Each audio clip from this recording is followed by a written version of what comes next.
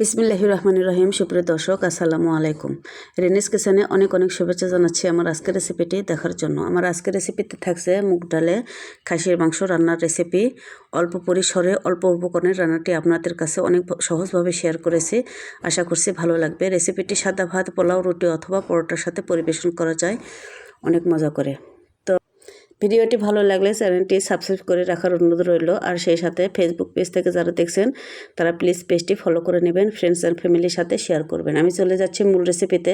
এখানে আমি 500 গ্রাম পরিমাণ খাসির মাংস নিয়েছি, হাড় চর্বি সহ আমি মাংসটা নিয়েছি। আর এরকম হাড় চর্বি সহ রান্না করলে ডাল রান্নাটা কিন্তু অনেক মজার হয়। আমি দিয়ে দিচ্ছি মরিচের গুঁড়া 2 টেবিল চামচ, লবণ দিচ্ছি স্বাদ মতো 1 টেবিল চামচ, হলুদ দিচ্ছি 1/2 টেবিল চামচ, ধনিয়া জিরের গুঁড়া দিচ্ছি 1/2 টেবিল চামচ, আর গরম মশলা দিচ্ছি 1 টেবিল চামচ। সামান্য একটু রান্নার তেল দিয়ে আমি মাংসটাকে ম্যারিনেট করে নিচ্ছি।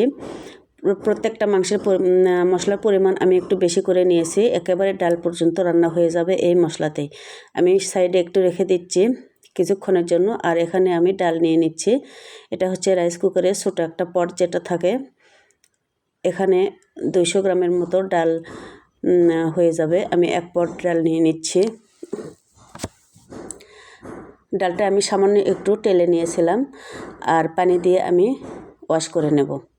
ভিজে রাখার দরকার নেই, রিসেন্টলি ওয়াশ করে নিলেই হয়ে যাবে রান্নাটা। আমি রান্নায় চলে যাচ্ছি। চুলা অন করে প্যানে আমি পরিমাণ মতো সয়াবিন তেল নিয়ে নিলাম, 2টো তেজপাতা আর কিছু গোটা মশলা ফোড়ন দিয়ে নিচ্ছি।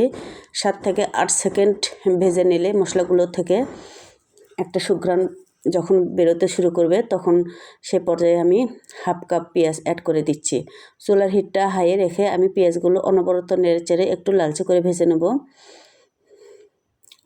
এরকম লুক আসলে আমি এখানে ম্যারিনেট করে রাখা মাংসগুলো দিয়ে দিচ্ছি আর সামান্য একটু কষিয়ে নেব। এ পর্যায়ে চুলার হিটটা লোতে রাখতে হবে। আমি কিন্তু আদা রসুন পেস্ট দিতে ভুলে গিয়েছিলাম। যাই হোক, এ পর্যায়ে দিয়ে নিলাম 1 টেবিল চামচ আদা রসুনের পেস্ট। এবার মাংসটাকে আমি মশলার সাথে ভালো করে কষিয়ে নেব, একটু ঢেকে রান্না করব। আর এরকম লুক আসলে আমি সেদ্ধ হওয়ার জন্য পানি দিয়ে দিচ্ছি। আমার মাংসের পরিমাণ অল্প, সেজন্য কিন্তু মাংস থেকে পানি বেশি একটা বের হবে না।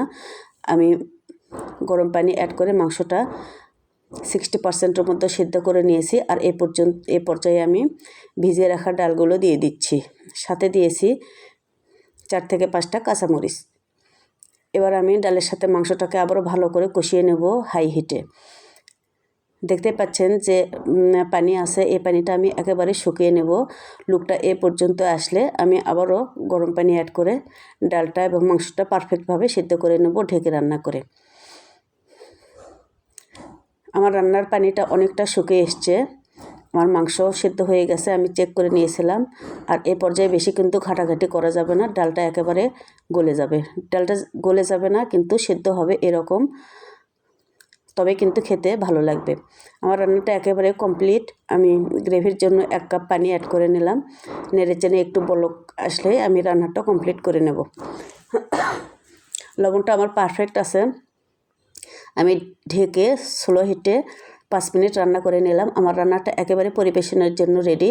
তো শেষ পর্যায়ে আমি যেটা করি, যদি দেখি রান্নাটা একেবারে পারফেক্ট স্বাদে থাকে, তো আমি ভাজা জিরের গুঁড়া অথবা পেঁয়াজের বেরেস্তা দিই না, আমি এরকমই পরিবেশনের জন্য তুলে নিচ্ছি।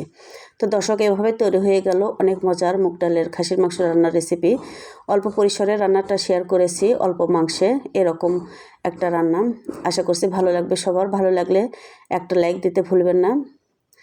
আর পরবর্তী রেসিপি দেখার আমন্ত্রণ জানিয়ে আজকে এখানে বিদায় নিচ্ছি। সে পর্যন্ত সবাই অনেক ভালো থাকুন আর আমার সাথে থাকুন। আল্লাহ তাআলা সবাইকে অনেক ভালো রাখুন। আল্লাহ হাফেজ।